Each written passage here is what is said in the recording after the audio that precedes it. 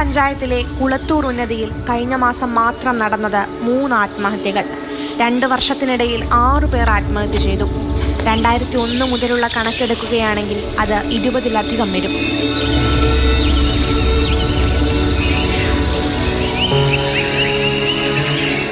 പ്രദേശത്തെ യുവാക്കൾക്കിടയിൽ ചെറുപ്പം മുതലേ ശീലമാകുന്ന മദ്യപാനവും മറ്റു മാനസിക പ്രശ്നങ്ങളുമാണ് ആത്മഹത്യക്ക് കാരണം. എല്ലാം ആത്മഹത്യയാണോ എന്ന സംശയവും നാട്ടുകാർക്കുണ്ട്. ഉന്നതിയിലെ ഒരു കുടുംബത്തിൽ മാത്രം 5 കൊല്ലത്തിനിടയിൽ 4 പേർ മരിച്ചു. അതിൽ 2 എണ്ണം കൊലപാതകം, 2 എണ്ണം ആത്മഹത്യ. ഇങ്ങനെ നീളുന്നു ഉന്നതിയിലെ അവസാനിക്കാത്ത പ്രശ്നങ്ങൾ. ഇപ്പോൾ അടുത്ത ഒരു മാസത്തിൻ്റെ ഇടയ്ക്ക് തന്നെ ഇപ്പോൾ 3 ആത്മഹത്യ കഴിഞ്ഞു. അതുപോലെ തന്നെ ഇപ്പോൾ ഈ ഒരു 10-20 വർഷം ഇങ്ങോട്ട് നോക്കിക്കഴിഞ്ഞ് ഈ സ്ഥലം കിട്ടിക്കഴിഞ്ഞിട്ട് ഇപ്പോൾ 22 തൊട്ട് 23 വർഷമായിട്ടുണ്ടെങ്കിൽ ഒരു 10-20 വർഷം ഇങ്ങോട്ട് നോക്കിക്കഴിയുമ്പോൾ ഒരു 10-21 ആൾ ഇവിടെ ഇങ്ങനെ ആത്മഹത്യ ചെയ്തിട്ടും ഇപ്പോൾ കൊലപാതകമായിട്ടും അല്ലാണ്ട് അസുഖം വന്നിട്ടൊക്കെ മരിച്ചവരുണ്ട്. മദ്യമാണ് ഇതിനൊക്കെ മെയിൻ കാരണം എന്നാണ് എനിക്ക് പറയാനുള്ളത്. കുളത്തൂർ ഉന്നതിയിൽ 10ാം ക്ലാസ്സിനപ്പുറം പഠിച്ചവർ വിരലിലെണ്ണാവുന്നവരേ ഉള്ളൂ. സ്ഥിര വരുമാനമില്ലാത്തവർ എങ്ങനെ 10ാം ക്ലാസ്സിനപ്പുറം കുട്ടികളെ പഠനത്തിനയക്കും എന്ന ചോദ്യം മാത്രമാണ് ബാക്കി.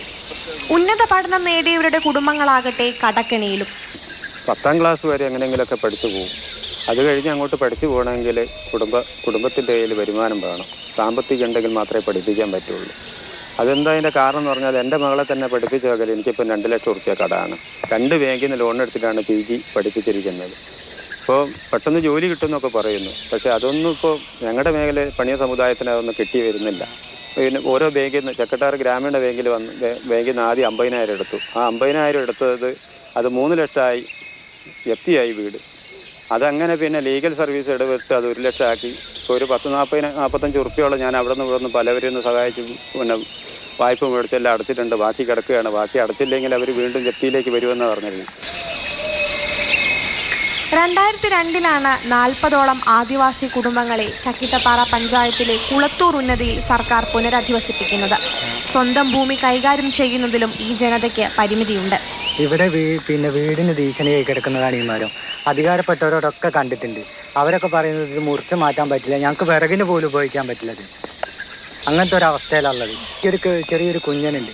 ആ കുഞ്ഞനെയും കൊണ്ടൊക്കെ കാറ്റും മഴയൊക്കെ വരുമ്പോൾ ഇവിടെ പേടിച്ചും വിറച്ചൊക്കെയാണ് നിൽക്കുന്നത്. അധികാരികളോട് ചോദിച്ചിട്ടുണ്ട്. അവർ പറഞ്ഞത് ഇത് മുറിച്ച് മാറ്റാനുള്ള അധികാരമൊന്നും തന്നിട്ടില്ല. ഞങ്ങളെ സ്ഥലത്ത് നിൽക്കുന്നതാണ്, പക്ഷേ ഞങ്ങൾക്കിത് മുറിച്ച് മാറ്റാൻ പറ്റില്ല. പിന്നെന്തിനാണ് ഞങ്ങൾക്ക് അവർ ഈ പട്ടായം ഇതൊക്കെ തന്നത്? എന്നാൽ വീടിന് ഭീഷണിയുള്ള മരങ്ങൾ പഞ്ചായത്തിന്റെ നേതൃത്വത്തിൽ മുറിച്ചു മാറ്റി നൽകുമെന്നാണ് അധികൃതരുടെ വിശദീകരണം. എത്രയോ മരം മുറിച്ച് പുറത്തുള്ള ആളുകൾ വന്ന് ഇവരെ കബളിപ്പിച്ച് ചൂഷണം ചെയ്ത് മരം മുറിച്ചു കൊണ്ടുപോയി.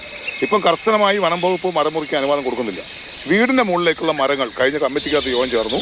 വീടിൻ്റെ മുകളിലേക്കുള്ള മരങ്ങൾ മുഴുവൻ പഞ്ചായത്തിൻ്റെ ചെലവിൽ പഞ്ചായത്ത് മുറിച്ചു കൊടുക്കാം എന്ന് പറഞ്ഞു. പക്ഷേ മരം മുറിച്ച് വിൽക്കാൻ പറ്റില്ല. കാരണം സർക്കാർ കൊടുത്ത പട്ടയമാണ്. അത് മുറിച്ച് വിൽക്കാൻ അനുവാദമില്ല. മരം മുറിച്ച് മാറ്റി അവരുടെ വീടിൻ്റെ ഭീഷണി നീക്കാനുള്ള സംവിധാനം ഇപ്പോൾ ഉണ്ടായി.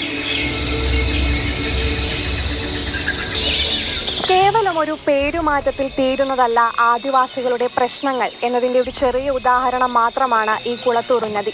അടിസ്ഥാന സൗകര്യങ്ങളില്ലാത്തതും ദുരൂഹ മരണങ്ങളും ഈ ജനതയുടെ ദുരിതങ്ങൾ വർദ്ധിപ്പിച്ചിട്ടേ ഉള്ളൂ. മനോജ് പയ്യന്നൂരിനൊപ്പം CP അഖില, മാതൃഭൂമി ന്യൂസ്, കോഴിക്കോട്.